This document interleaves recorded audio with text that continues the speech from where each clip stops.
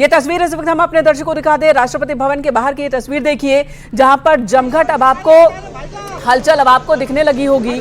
यहाँ पर तमाम जो हमारे पड़ोसी मुल्क हैं उनके राष्ट्राध्यक्ष मौजूद हैं और आज राष्ट्रपति भवन में ही एक इतिहास बनने जा रहा है, एक रिकॉर्ड बनने जा रहा है। नरेंद्र मोदी प्रधानमंत्री के तौर पर तीसरी बार शपथ लेने जा रहे हैं। मोदी गवर्नमेंट 3.0 का गठन होने जा रहा है, जिसकी तैयारी की ये तस्वीर हम आपको दिखा रहे हैं। राष्ट्रपति भवन के बाहर की ये तस्वीर देखिए, जहां पर देश विदेश से मीडिया के लोग भी मौजूद हैं। यहाँ पर तमाम VIP मेहमान भी हैं और कई ऐसे मेहमान भी हैं जिन्होंने उम्मीद नहीं की होगी कि शपथ ग्रहण के दौरान उन्हें भी बुलाया जा सकता है, जिसमें मजदूर, सिलक्यारा टनल वाले तमाम लोग मौजूद हैं। इन्हें भी राष्ट्रपति भवन में बुलाया गया है शपथ ग्रहण समारोह को देखने के लिए, उसके दर्शक के तौर पर बुलाया गया है। अपनी आंखों से वो नरेंद्र मोदी को तीसरी बार प्रधानमंत्री पद की शपथ लेते हुए देखेंगे।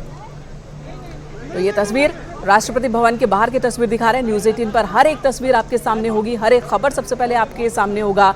मंत्रिमंडल को लेकर तमाम चर्चाएं चल रही हैं और ऐसे में सबसे ज्यादा अब जो कयास है कि वो कौन कौन से चेहरे होंगे जो कि मंत्री पद की शपथ लेते हुए आज नजर आएंगे। अभी तक जो तस्वीरें सामने आई हैं, अभी तक जो खबरें सामने आई हैं, उससे यही समझ में आता है कि जातीय राजनीति हो, क्षेत्रीय राजनीति हो, आने वाले राज्यों में विधानसभा चुनाव को लेकर हो, या फिर काम किसकी परफॉर्मेंस कैसी रही, इन सभी बातों को साधा गया है। इन सभी बातों को ख्याल में रखकर ही मंत्रिमंडल में चेहरों का चयन किया गया है। तो नरेंद्र मोदी आज तीसरी बार प्रधानमंत्री बनने जा रहे हैं। कुछ झलकियां, कुछ तस्वीरें आ रही हैं लाइव, वो हम आपको दिखा रहे हैं। आज ही उनकी कैबिनेट में शामिल होने वाले तमाम मंत्री भी पद और गोपनीयता की शपथ लेंगे। बड़े स्तर पर तैयारियां हैं। तमाम सहयोगी दलों के दिग्गजों को मंत्री पद के शपथ के लिए फोन भी जा चुका है। जिनके पास फोन आया है उन्हें प्रधानमंत्री आवास पर नरेंद्र मोदी ने उनके साथ मुलाकात भी की।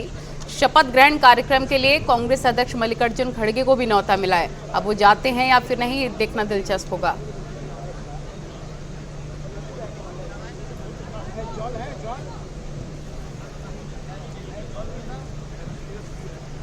तो कौन कौन से VVIP मेहमान आने वाले हैं शपथ ग्रहण समारोह में, ये हम आपको बताएंगे।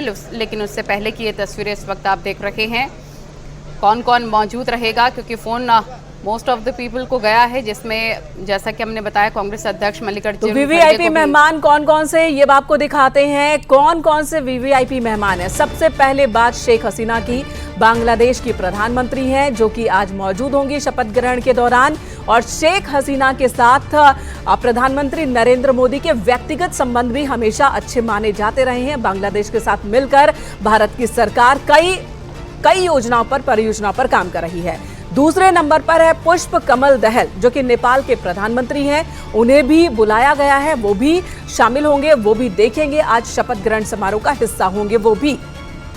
तो कुछ और तस्वीरें भी आपको दिखा देते हैं, जिसमें देखिए रानिल विक्रमसिंघे श्रीलंका के राष्ट्रपति हैं, वो भी शामिल होंगे।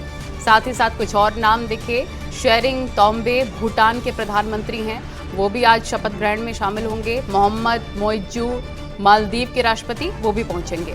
तो प्रवीण कुमार है, मॉरिशस के प्रधानमंत्री हैं, उन्हें भी आमंत्रण दिया गया है, वो भी मौजूद रहेंगे आज के भव्य कार्यक्रम में। अहमद अफीक जो कि राष्ट्रपति हैं, उपराष्ट्रपति हैं सेशल्स के, उन्हें भी आमंत्रित किया गया है। ये तमाम राष्ट्राध्यक्ष हैं उन राष्ट्रों के, उन देशों के जो कि भारत के पड़ोसी देश और जिनसे ताल्लुकात अच्छे माने जाते हैं, जिनके संबंध भारत के साथ अच्छे हैं। कुछ खट्टे मीठे अनुभवों के साथ श्रीलंका, नेपाल, भूटान, कुछ एक पॉइंट्स पर जरूर मतभेद, लेकिन उसके बाद इन सबको लेकर चलने का संदेश कुछ ऐसा ही नजर आ रहा है। रतिभान जी का रुख करूंगी मैं।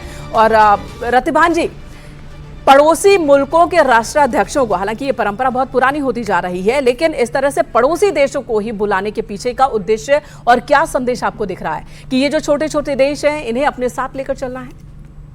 देखिए, भारत की सदा से ये नीति रही है कि पड़ोसियों को ठीक से रखना है, अच्छे संबंध बना के रखनी है।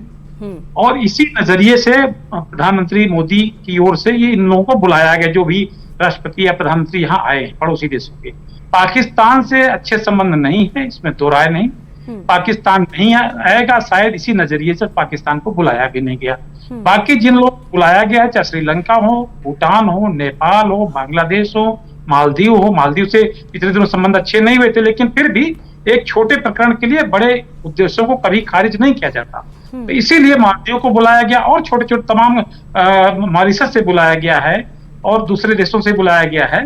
तो ये राष्ट्रपति जो भारतीय पृष्ठभूमि के प्रधानमंत्री या राष्ट्रपति हैं, उन सबको वहां से बुलाया गया। तो कुल मिलाकर के राष्ट्रीय राजनीति तो साधन ही है, लेकिन विदेश नीति भी ठीक से, विदेश नीति भी अच्छी रहे, इस नजरिए से भी पूरा वैश्विक परिदृश्य। प्रियंका जी का रुख कर लेते हैं। प्रियंका जी, क्योंकि शपथ ग्रहण समारोह में पक्ष विपक्ष और साथ ही तमाम मजदूरों का हर तबके से लोगों को बुलाया गया है। कांग्रेस अध्यक्ष मल्लिकार्जुन खड़गे को भी फोन गया है, वो पहुंचेंगे या फिर नहीं? देखिए, मुझे लगता है कि सबसे जरूरी चीज ये है कि आज प्रधानमंत्री जी जब देश का प्रतिनिधित्व करने जा रहे हैं, तो एक चीज बहुत इंपॉर्टेंट है कि आज इस देश का युवा जिसका भविष्य दांव पर लगा हुआ है, मैं नीट के पेपर के एग्जाम की बात कर रही हूँ जो लीक हो चुका है, और सरकार मानने को तैयार होती है कि पेपर लीक हो गया। अरे प्रियंका जी, सवाल तो बहुत सिंपल सा है ना, सवाल तो बहुत सिंपल सा है। जो मुद्दों की बात कर रही है, मुद्दों के लिए तो पूरा इलेक्शन का वक्त रहा। आप 365 दिन मुद्दों की बात कीजिए, 365 दिन मुद्दों की बात कीजिए। बात यहाँ पर ये हो रही है कि पॉलिटिकल पार्टीज की लड़ाई क्या अब व्यक्तिगत लड़ाई बन गई है, व्यक्तिगत लड़ाई बन गई है। देश का प्रधानमंत्री, उनका शपथ होना है, ये कार्यक्रम देश का कार्यक्रम है, किसी पार्टी का कार्यक्रम तो नहीं है, किसी पार्टी का कार्यक्रम तो नहीं है। प्रभात जी, इस पर आपका रिएक्शन, क्या ये पॉलिटिकल पार्टीज की लड़ाई व्यक्तिगत लड़ाई हो गई है और वो लड़ाई इतनी ज्यादा हो गई है, नरेंद्र मोदी से नफरत इतनी ज्यादा हो गई है कि हर एक कार्यक्रम को दरकिनार कर देना है? मेनका जी, बड़े अफसोस के साथ कहना पड़ता है कि आज पूरे विश्व में अभी 2 घंटे बाद एक बड़ा लीडर एक शपथ। जी, आपकी आवाज नहीं आ रही है रतिभान जी। यहां पर सवाल यह भी है कि जब देश का प्रधानमंत्री शपथ ले रहा है, पड़ोसी मुल्कों के राष्ट्राध्यक्ष मौजूद होंगे और उनके बीच अपने ही देश के वो पॉलिटिकल पार्टीज के नुमाइंदे नहीं होंगे जिन्हें होना चाहिए। और इस पर आगे भी चर्चा जारी रहेगी। कैबिनेट में कौन कौन से चेहरे होंगे, किन्हें क्या क्या पोर्टफोलियो मिल रहा है, सूत्रों के वाले से क्या खबर आ रही है, हर एक तस्वीर न्यूज़ 18 पर सबसे पहले हम आपको दिखाएंगे। आप बने रहे हमारे साथ। तो तीसरी बार शपथ ग्रहण की तैयारी हो चुकी है। राष्ट्रपति भवन में ज्यादा वक्त रह नहीं गया, लगभग 2 घंटे का वक्त अब बाकी है। तो हलचल बहुत ज्यादा तेज है, जैसा कि हम आपको तस्वीरें भी दिखा रहे थे। धीरे धीरे करके मेहमान पहुंच रहे हैं, उनके समर्थक पहुंच रहे हैं। मिस बिल्कुल मत करिएगा, रुकना होगा छोटे से ब्रेक के लिए, फौरन हाजिर होंगे। मैं नरेंद्र दामोदर दास मोदी ईश्वर की शपथ लेता हूं